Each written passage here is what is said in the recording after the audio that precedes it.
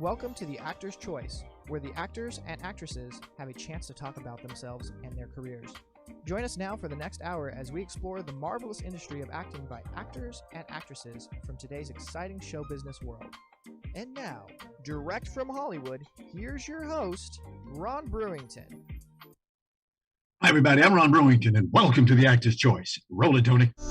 You know, when we first got married, I told Roger I wanted 5 kids. What was his reaction? He told me that if I wanted to see 5 people in shorts, I should go see a Lakers game. Roger, honey, wouldn't you like to start a family of your own? Oh, I'd love to, honey, but not now. I'm working. Well, what do you mean not now? Not this minute, not this year, what? I mean, let's wait a while. How long is a while? A while is, whenever, but not now. Raj. Ladies and gentlemen, as you can see, that pretty lady with all that hair is my first guest today. A veteran actress who has been seen in numerous roles. She's a Los Angeles native and a graduate of UCLA. Now, to say that she's had a very busy career is an understatement. She's here, she's there, she's everywhere. Besides acting, she's also represented the Screen Actors Guild as a national board member and a 4-term vice president from 1997 to 2013. Ladies and gentlemen, great pleasure. Please welcome Anne Marie Johnson. Miss Johnson, great to see you, my dear. Great to see you. Well, my goodness. It's nice to be seen. Good morning and hello. Hello there. Welcome to the Actor's Choice. Now, speaking of actors, how did you like last night's Academy Awards? Oh, it was, I think the highlight, I'll start with the positive, you know, Okay. therapists always suggest that you start with the positive. So I'll start with the positive. I thought, you know, I've disagreed with him more than I've agreed with him, but I thought Tyler Perry's speech was dead on. It was exactly what needed to be said. And I commend him for well-chosen words and the honesty and sentiment behind the words. It was just perfect. So that was wonderful. That was, for me, that was the highlight of what was a very disappointing evening. I saw it as a lot of Hollywood's desperate cry of wokeness, Hollywood's desperate cry of please forgive us. And I thought it was but a moment in time. And although Anthony Hopkins' performance was incredible, I'm not questioning that. But for Frances McDermott to receive an award that I think she walked through that performance, where you had other actors who truly gave of themselves. And I'm speaking only as an actor. That's, you know, why you asked.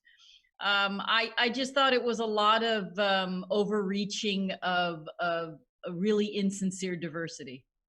Okay, well, as you know, there's always disappointments and always surprises. Yes, but Tyler Perry truly was, to me, the highlight of the evening. Got you. Now, 100, this is you, 100 plus IMDb actors credits. That tells me 100 plus auditions.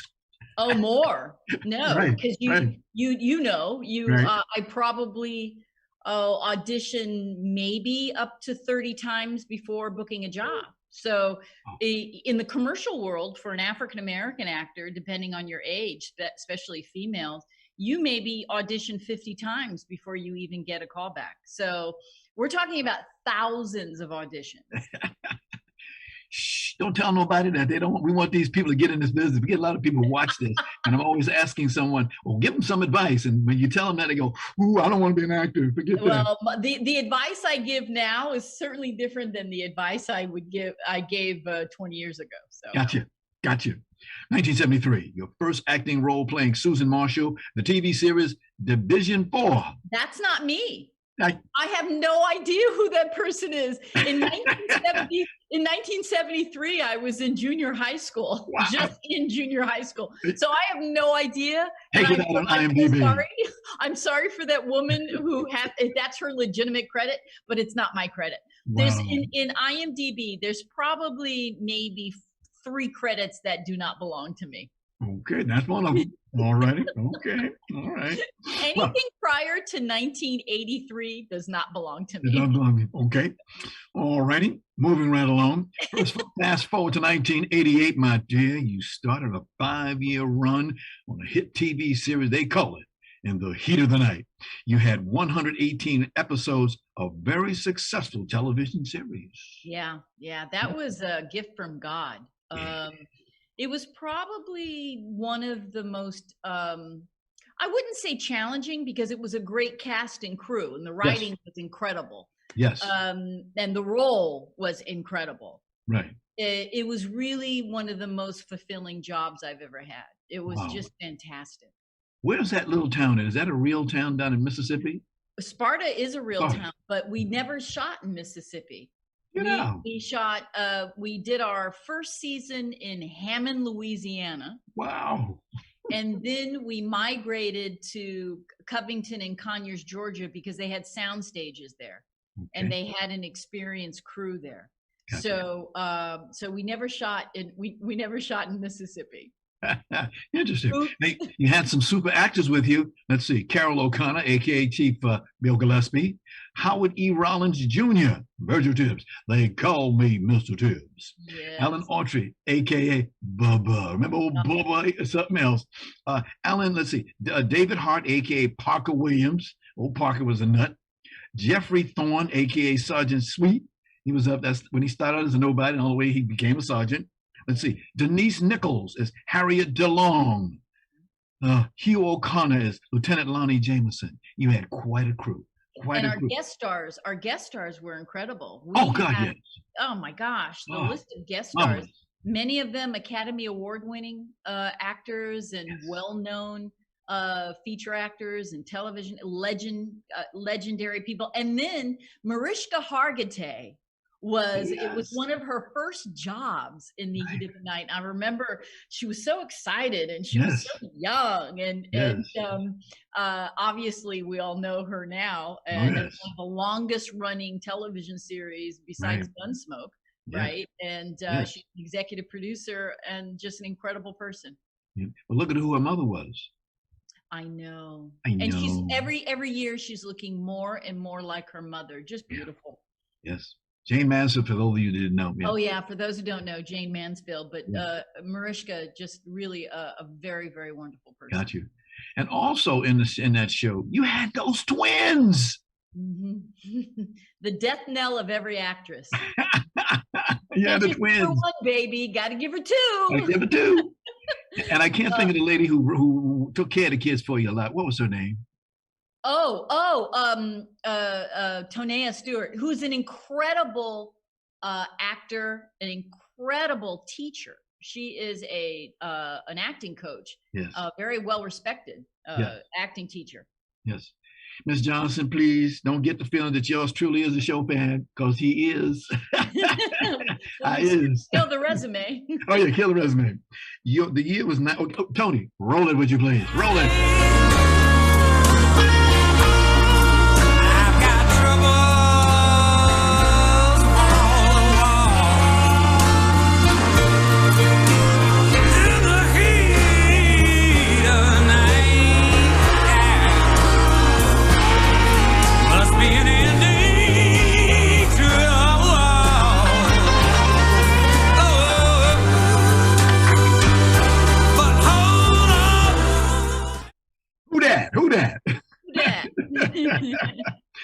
The year was 1997, and there you are playing Representative Bobby Latham and Diana Ross. I don't know where they got that name from. And in the hit series, Jag. Now, I hate to say, as I said before we got into the show, I was in the Navy for almost 22 years. So, I had my fun. I really know what that's all about. You did a great job. I loved Jag. That was supposed to be a one guest star shot. And it turned into I think a 5-season recurring character. Wow. That was Chaz Floyd Johnson and Donald and the Belisario Productions. Wow. It was just an incredible experience, a really solid cast, and I loved Bobby Latham. She was a great character. Got you. Next up, the year is 2020. The program is Peter Walk. I feel like this is your life. No, it is a little bit of your life. It is. How to get? Remember when you did that? How to get along with get away with murder? Oh, sure. I mean, Viola Davis. Yeah, the biggest soap opera going. It was. Yes. It was really confusing for me because I never really watched the series because it's all very, very complicated. Right. So I really didn't know what the moving parts were and who was what. But boy, that was an experience. Yes, ma'am. Now you're also an activist. You're the vice president of Mankind Project. Please tell us about that project. So the Mankind Project is a nonprofit, and what we do is we use the arts, music, and the spoken word to, which Tyler Perry said last night, to find the middle. Right. And that's in our mission statement. What we try to do is bring opposing opinions together to find tolerance, empathy, and compromise, and sustainable solutions. And right now, for the past several months, we have been working on a 6-part series called Tears, the event against racism and stereotyping, defunding the fear. And we dedicate it's a 6-part series dedicated to, we focus on the relationship between the LAPD and the community. And we've had complete access to the LAPD. My father was LAPD. So I'm in that rarefied position of being a person of color. Yes. Who's also a cop's kid. All right. So it's a very interesting position to be in. So that's what we do at the Mankind Project. And you can screen our episodes on our website, defundthefear.com, defundthefear.com. Okay. Tony, roll it.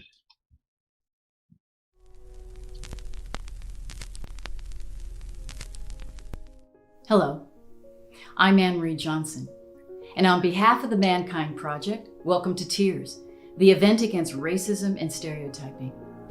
For the next several weeks, Tears will focus on the challenging relationship between the community and law enforcement.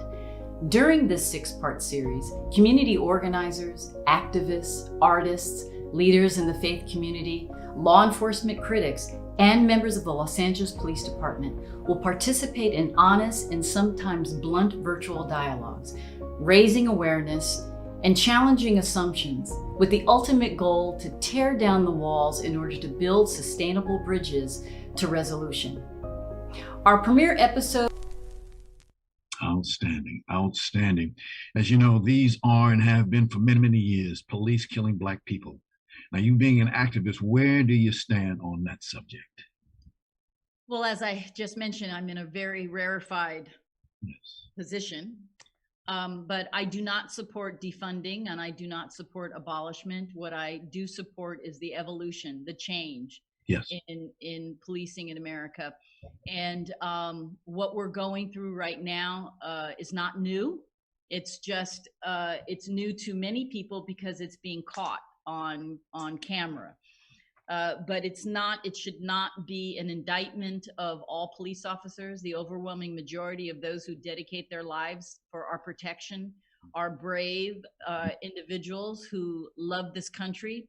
It's unfortunate, though, that too many sneak through and are kept in positions of power with weaponry. And we need to do a better job in eradicating that part of systemic racism. But as Tyler Perry said last night, this should never be an indictment of all of the men and women, many of them who are of color, who dedicate their lives to protect us. So it's a wake-up call for this country. It also should be a wake-up call for the African-American community to sit down and have a real come to Jesus about how we are handling ourselves in this country, how we have collectively let ourselves down with regard to loving each other. We spend a lot of time, it saddens me that we don't spend enough time talking about the horrible lives, the horrible situation of how many lives are taken in our community. And the systemic pain and psychological damage in our communities because of the horrible history in this country. And I think we need to really we really need to have that come to Jesus, because we're failing each other. And are our lives only worth it if we're killed by white officers, or are our lives worth it?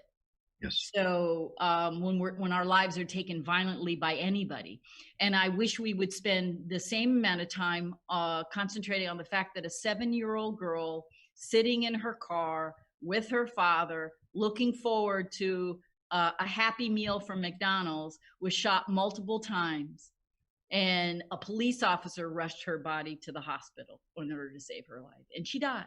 Yeah. I wish we had more time to talk on that subject, because it is one of my. By the way, when you get home today, please check the Attorney General set up a investigation of the Louisville, Kentucky Police Department. So you see that when you get home. Okay. Also, I see you received numerous awards over the years. I see you are a history maker. Hello, history maker, because I'm one of them too. Hi, history maker. Hi, how you doing? God bless. I wish I had more time with you, Maria. I wish I did. We can get you back. There's no problem. Whenever you need to fill some time. Okay. Yeah, but then we're filling time with good stuff. Good stuff. I want to thank you so much for stopping at the Actor's Choice. We really appreciate your presence, and we'd like you to come on back at another time. Ladies and gentlemen, actor, activist, Anne Marie Johnson. Thank you. Thank you.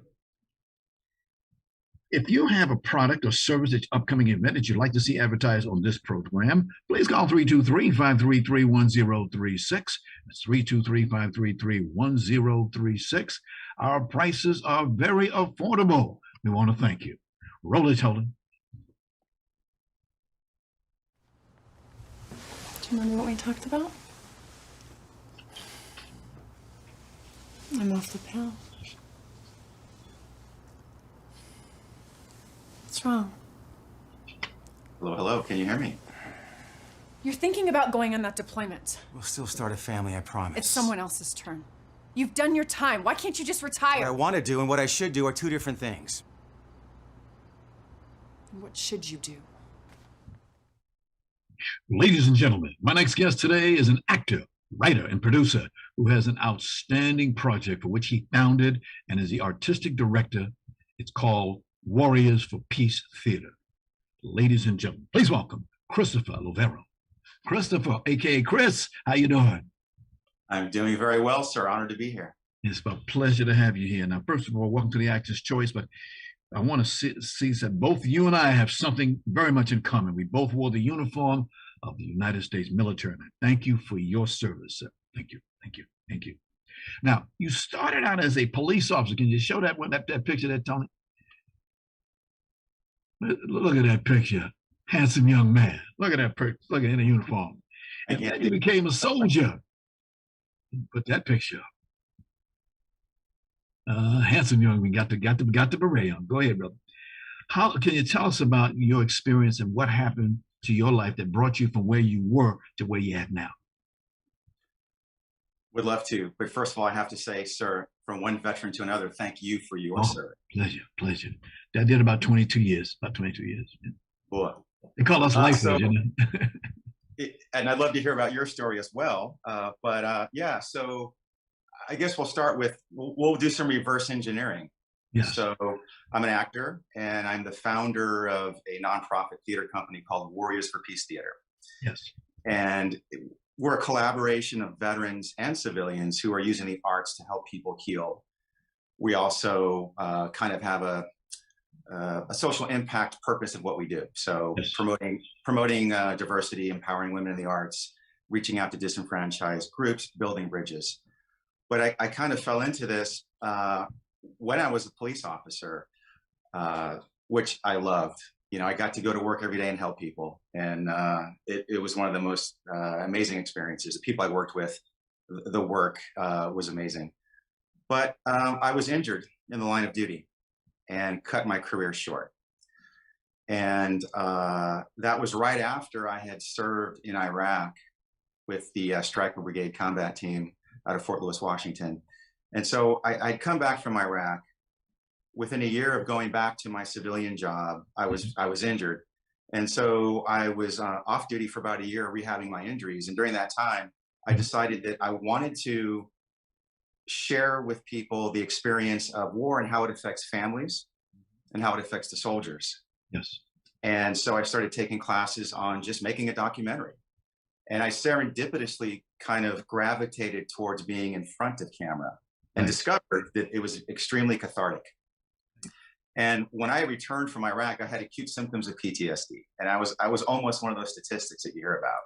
22 veterans per day are taking their lives. And I was half a trigger pull away from being a statistic.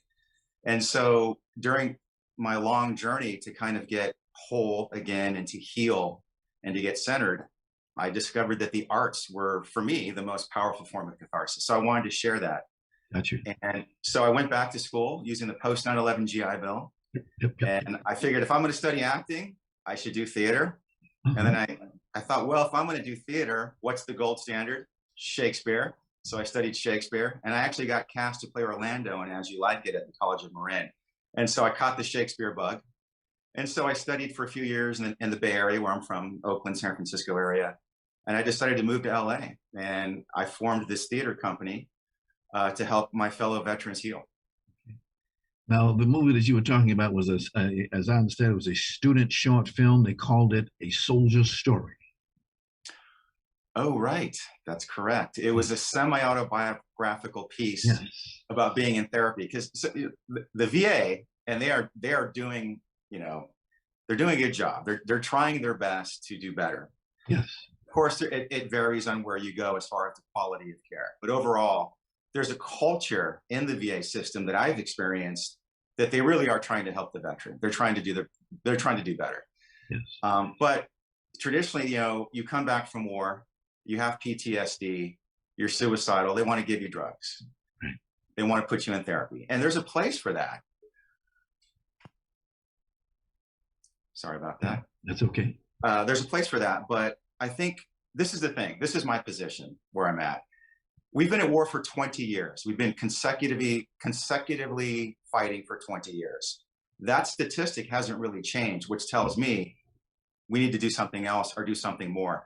So the way I promote the arts as a form of catharsis is it is an additional option for veterans to find healing. Right.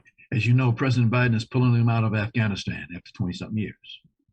So I'm glad to hear that. A lot of people are glad to hear that, definitely. So as an actor, now you're an actor.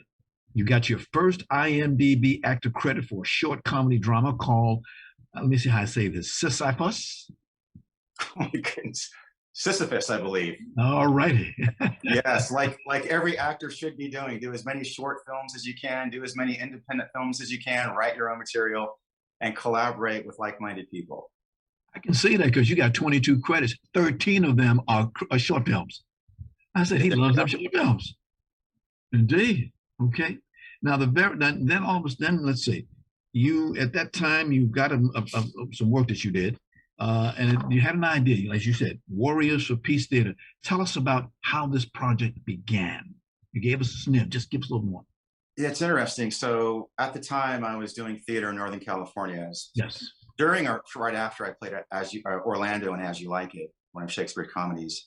And one of my theater mates informed me that there was a group of actors coming from Iraq, I think from Sulaymaniyah. They were invited to go perform at the Oregon Shakespeare Festival, which is considered our premier Shakespeare festival in the United States. Yes.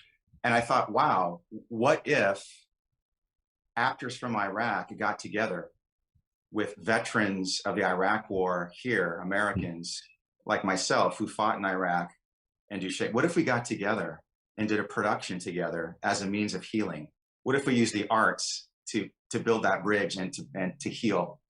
And so everybody was for the idea, but there was no time or money or capacity to pull that off.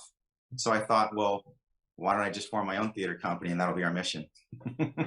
So that's our next phase. Yes. So what I would like to do next, as far as taking it to that next level, is recruit and train our Vietnam veterans, partner with a theater group and veterans group in Vietnam, and bring our veterans back to Vietnam and to share the stage with their former adversaries. Yes.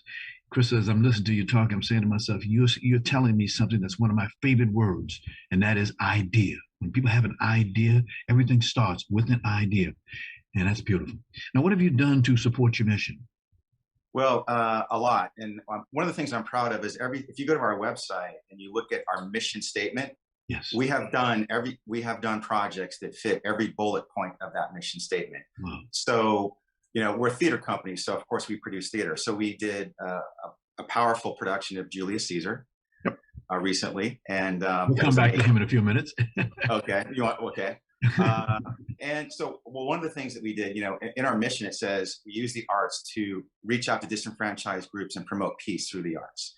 So as a veteran who served in Iraq, if you look at all the other veterans in these recent wars, we've all fought in Muslim countries, right? So we come back to the United States, and we're the ones that we have skin in the game because we fought wars in Muslim countries, but we come home and we see all this hate. We see all this xenophobia. We see all this Islamophobia. And I felt that it was important for us, again, people who have skin in the game, to make a stand against Islamophobia. So what we did is we reached out. I just went to Culver City nearby, and I reached out to a local Muslim community center. And I said, hey, I'm an Iraq war veteran. I have this theater group, and we want to support you. How can we support you? And so I partnered with Diavolo, which is a modern dance company here in LA, and some teachers from a local theater company called Antias. Gotcha. And we did just a day of sharing Shakespeare and dance with. So it was veterans and other artists partnering with members of the local Muslim community, and we just had a day of fellowship, a day of like sharing dance and food and Shakespeare, and it was amazing. We got two short films on our website. Right. We got two shorts. One of them, the first one we're going to show people, is that there are a lot of people who joined your project. We have one lady in particular who had some nice words to say about your project. Roll it, Tony.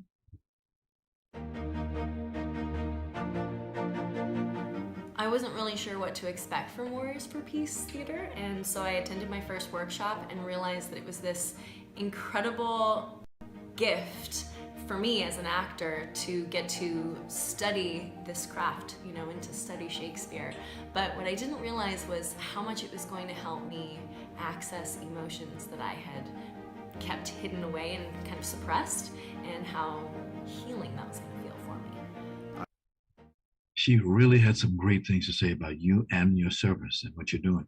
And then now the next cut that we have is that Islamic group, that Muslim group that you were talking about. Roll that, Tony.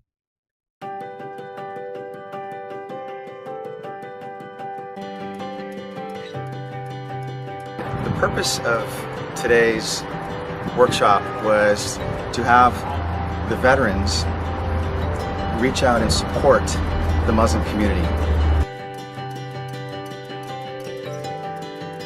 And so today was a partnership of different organizations, collaboration of civilians and veterans. Thanks, Tony. That looks great. Chris, you guys got it together. Now, here's the deal. I'm an actor, okay? I'm an actor, and I've been in the military. So how can I contact you? Absolutely. How can I contact you? Oh, I'm sorry. I didn't quite hear the question. So if you go to our website, there's on the menu bar, there's a button that says contact. Yes. You can click on that, or you can contact me directly. Okay. Chris, DHRIS .Loverro, LOVERRO @gmail.com. I'm going to say your website is not good. It's damn good. I went over there and spent a little time with it. So a lot of good information on that. Now, one of the things that I noted on there was a quote, and I'm going to like to read it to you, good sir. The only thing necessary for the triumph of evil is that good men do nothing. I thought that. And women. Yes, beautiful. On the web. Yes. Very impressed by what you're doing, sir. You do TV, internet, film, theater performance, especially that film. You don't know this, but I have a bone to pick with actors who don't want to get up on that stage. That's another time to talk about that. You did a recent event called Julius Caesar. Tell us about it. Well, it's a story about war. Okay. Our country's at war. Right. So why not have veterans be in a play about war? Why not have war veterans be in a play about war? Because we can bring something to it. Yes. Right? Yes.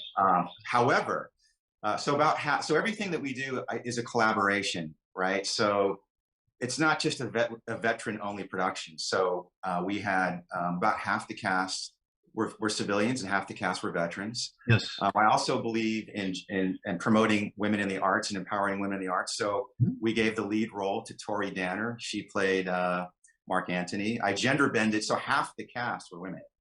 Yes. We had an extremely diverse cast. And since you brought it up, there's something that I'm very proud of, and I just want to. This is from one of our reviews. This is from Stage and Cinema. It said about Julius Caesar: compelling, entertaining, and meaningful. It proves that full diversity, married to talent and experience, can make any piece of theater relevant and striking.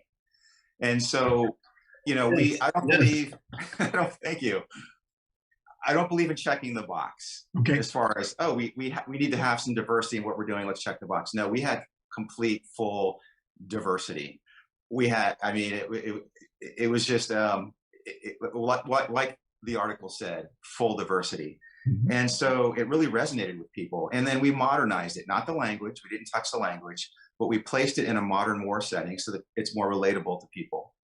I was sharing the stage with Gunnery Sergeant Anthony Simpson, who spent 20 years in the Marine Corps. He did 2 combat tours in Iraq.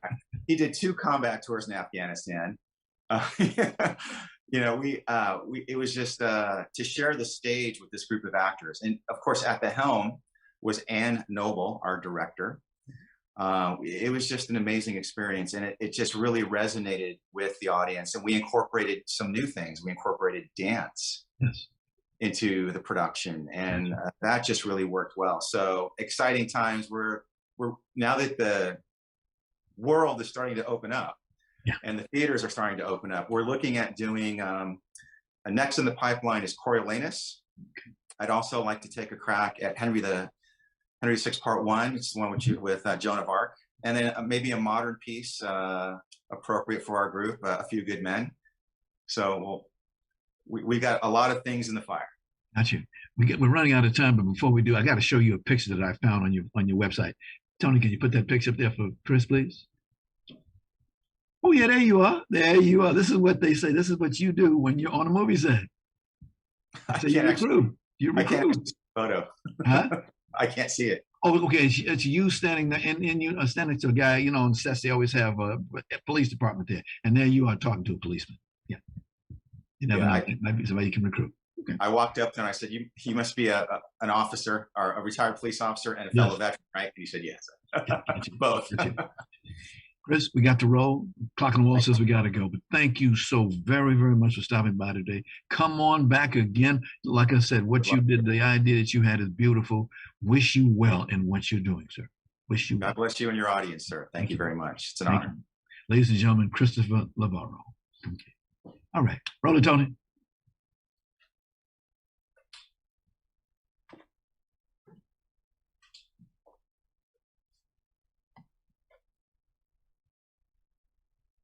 Okay, gonna roll, go ahead and roll. Life is beautiful. There we go.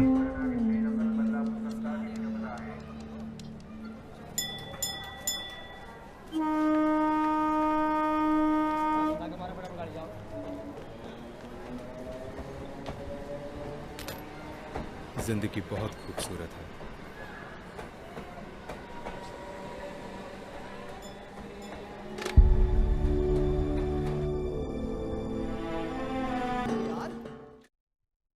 Ladies and gentlemen, my next guest was born and raised in India. Now, he did his schooling from the Army Public School and later his college from Delhi University. Now, he just is starting his career. He's got 7 actor roles to his credit. And if you would please welcome Hemwant Tiwari. Did I say that right? Hemwant. Okay. Can you hear us? Hemwant, can you hear me? Can you say something? We can't hear you. Awesome. Can you hear me? Now you hit that red button. Hit that button. That little red button, you got to hit that one. Again, welcome to the Actor's Choice, sir. You have quite an interesting resume on so when did the acting bug bite you? Please share that with us. First of all, thank you so much, Ron, for having me on this show. It is such a pleasure and an honor. Now, where are you now? Where are you at physically now? I'm in Mumbai right now, India. And and right now it is 12:05 in the morning. Wow. Wow. Okay. Thank you so much. Thank you. The acting bug, I think it was in when I was in 10th standard. That is when this bug bit me. Wow. Aren't you glad the bug bit you? I am.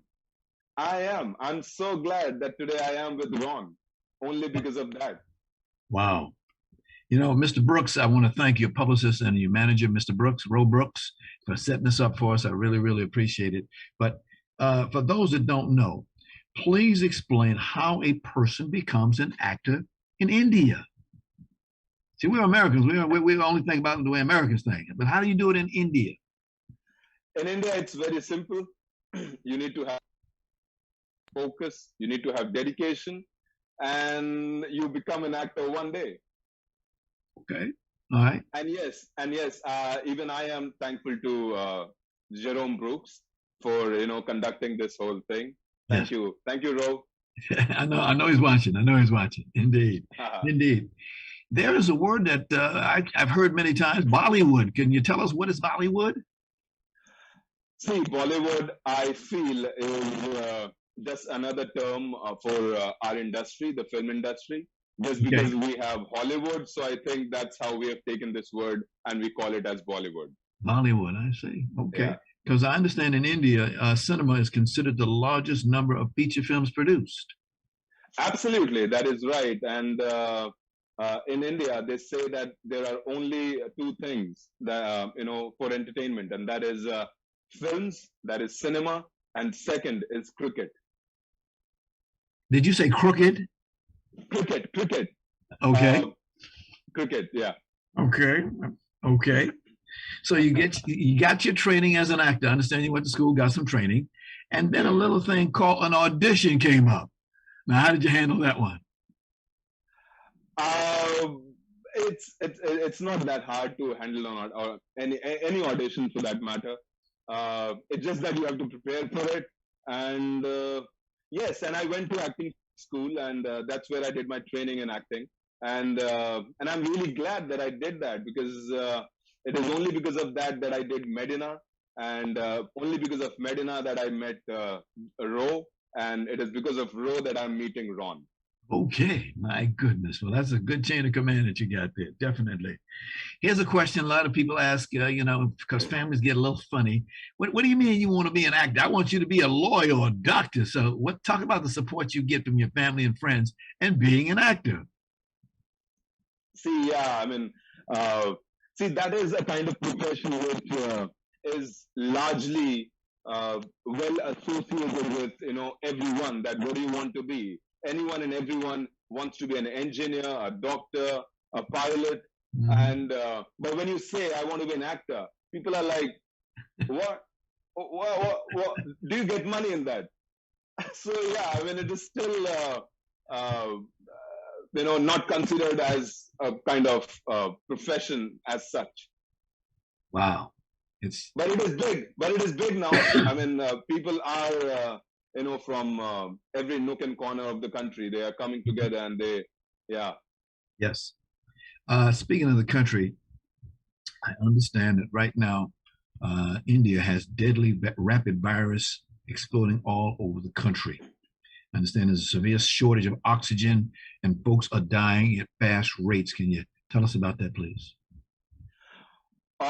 Well, yes, that's the correct news. However, the authorities have taken care of it now, and it is under control. I feel this is how it is right now. Yes. But yeah, it was definitely in a very bad situation. But right now, the authorities have taken control, and yes. I understand the United States is going to be sending some oxygen and other supplies to your country to able to help, because when you see some of the things that, of course, you're there. In the news here in America, we had a chance to see where they had dug graves and put the bodies in them and cremated them as they went. You know what I'm saying? And there's bodies all over the place, and you're saying, "My God." It is. Yeah.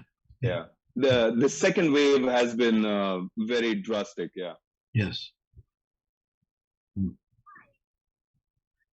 Okay. Uh, let's get back to your acting career. You did in 2009. You got your first role. It was a movie, a drama film called Delhi 6. Can you tell us about that experience? Okay, so the capital of India, Delhi. Okay. So that is how the name of the film is. It's Delhi 6. Gotcha. Okay, and the number 6 is the pin code of that area where that film is based. And how I got this opportunity was as soon as I finished my acting school, and I gave an audition, and I just got it, and it was a big part because it was with big stars, the iconic star of Bollywood, Mr. Amitabh Bachchan was there in it, and it was my privilege and it was my honor to work with him and with an iconic director like Rakesh Prakash Mehra. So it was such an honor. Okay, who's the biggest actor in India? Well, we have 3 Khans: Shah Rukh Khan, Salman Khan, and Amir Khan. Okay. Yeah, and then comes Mr. Amitabh Bachchan. Okay. Okay, that first movie that you did, Delhi 6, roll the tape there, Tony, please.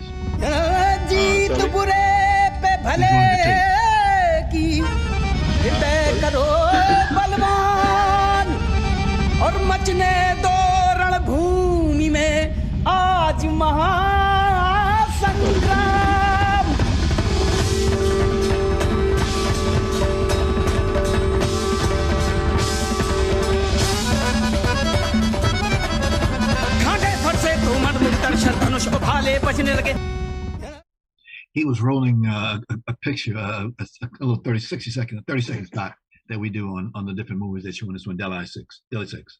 Okay. Now, I understand that after Delhi 6, you did advertisements as an actor, and you also assisted on a few of them. That sounds interesting. Explain. Yes. So after that, I started taking jobs as assistant director as well, and simultaneously I was doing acting jobs as well. I was doing theaters as well. So whatever came my way, I was doing everything. Good move, because that way you get experience. Excellent. Absolutely. Thank you. Does it bother you to get up on the stage and do a little stage work? No, I mean, everything is experience. Right. Everything. Yeah. Good attitude. Yeah. Everything comes handy to you one day. You just. Good attitude. Excellent. Okay. You did another film in 2013. They called it Life is Beautiful. Now, we showed a short clip of that and when we opened up your appearance. Anything you want to say about Life is Beautiful? Life is Beautiful was another amazing experience I had because these amazing partner, Bobby and Kavita, they both gave me a chance in this amazing short film, which has an amazing storyline. And it was part of the Cannes Film Festival that year.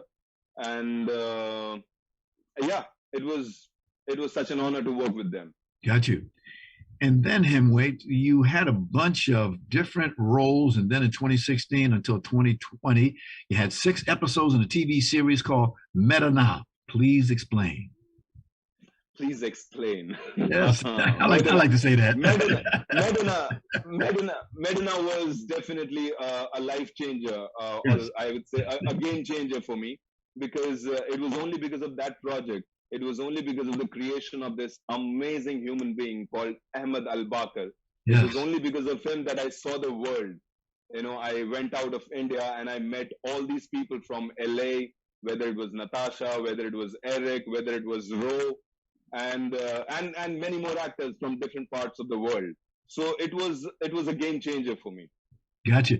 An amazing experience. Good. So when you coming to LA? I came last year. I came in 2019. Okay. I came for this next film, Lomer, The Fox. I came for that. Yeah. How'd you like LA? Absolutely. The people are stunning. They're so warm. Yes. And and I had an amazing experience talking to people, meeting them. Yes. It was such a warm welcome from LA. Yes. Now, you know, we have a large number of Indians here in America, in LA. You have a bunch of them. I'm happy. Yes. You can meet and greet people that you can relate to quickly, have a good time, and have a good time. Tony, if you would please roll that tape for us, please. Sorry. Okay. Vous parlez français? Espagnol? Farsi? We could slam his head on the table a few times. Might help him remember what language he speaks. We don't do that around here. I'm not from around here. Let's start with an easy one. What brought that rocket down? Okay, what we're doing is running a 30-second spot of that movie, Medana, so people can see. Okay, before we go further, how can I watch this film called Apology? The film, repeat that again. How can I watch your film Apology? Let's get together with Ro, and we'll make sure you get a copy. That's all we can do. I'll make sure that you get a copy of this show later, so you can see what it was. You can say, "Look at me, look at me." Hey, you gotta do that thing. Gotta do that. I understand you just mentioned the name a few moments ago, Lomad. What's the movie about? Lomad, which means the fox, it's a film about a couple who meet after a decade, and they were in love once upon a time, and then they meet after 10 years, and they meet on a road where their car gets stranded, and how things go further. There comes different characters in the film, and how story goes afterwards. And the film itself, it says that there is a stranger in every one of us, which comes out at an unusual time and at an unusual place. This is what the film is all about. The best part about the film is that it's a 93 minutes of a continuously short film. Excellent. Without cuts. Now, I understand you wrote it, produced it, directed it. Hey, you're getting more experience. That's what it's all about. Yep, getting all that. So when do you expect to have that movie released? We're working towards that, and let's see. Fingers crossed. Got you. Because I understand that it's a one-shot feature film shot in India with all natives of India, so it should be a national good opportunity. Definitely. What kind of roles do you look for yourself? I look for all kind of roles. Okay. What look for roles? I want to do comedy. I want to do drama. I want to do thriller. I want to do crime. I want to do dance numbers. I want to do everything. Wow, you like challenges, huh? Yeah, but I definitely want to do something like La La Land. Good. I definitely want to do something like that. Right. And of course, you're living in a time of great technology, so there's a chance to make some excellent movies with all the special stuff that they've got. Definitely. Absolutely. My next film will be something on those lines. Got you. Okay, when you do, there's a lot of people in India. How does it help? Does it help or hurt you when you're trying to do a film? When you tell people, "Can you please move? We're trying to do a film." How does that work out? Well, it's not like that. I mean, we have definitely a huge population, but we have certain sections allotted when we shoot a film. People know that we are shooting a film, and we block that area, and people, they throng outside that area. And yeah, so we shoot. I mean, they know that there's shooting going on, so let them shoot. Good attitude. Shoot on, fellas. Shoot on. What is your biggest goal of all? We talked about the roles, but what do you want to be? You want to be an owner? You want to be an actor? What do you want to be when you look at it? I want to be, if with my parents' blessings, and with the universe, I just want to be something like Charlie Chaplin. If I can be just 1% of Charlie Chaplin, I will be happy. Yes. Hemwant, you have an excellent attitude. I like that attitude. Anything else that you'd like to share with us before you leave? How can I see your film, Apology, your film? Oh, okay. Like I said, I'll get a copy. I was a producer, one of the producers of it. Okay. And that's how my name got in there. Yeah, this is in this town is when you see a lot of films, if you, I won't say donate money, but when you put money into films, you become a producer. Or what they call the EP, the executive producer. And so you get your name in the credits. And I've done that before in my life. It's a good experience because you get a chance to see where your money's going. You get a chance to really enjoy yourself, in this industry. You learn so much about the different facets of the industry, which can help you, or, at least you can know something. I have an expression, I call it the 3 E's: education, exposure, and experience. And that's what you get. Thank you so much. Oh, thank you. Thank you. I'm very, very happy to have met you. Ladies and gentlemen, Hemwant Tiwari. Did I say that right? Absolutely. Absolutely. My brother, nice meeting you. Best wishes to you. Okay?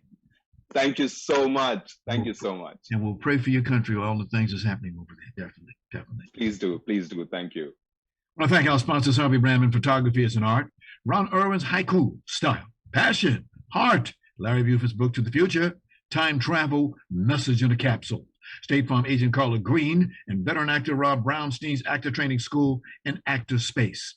And much, much thanks to our guest today, veteran actress, producer, and she does other things as well, Anne Marie Johnson, actor, writer, and producer Christopher Lowry, and of course, actor Hemwant Tiwari.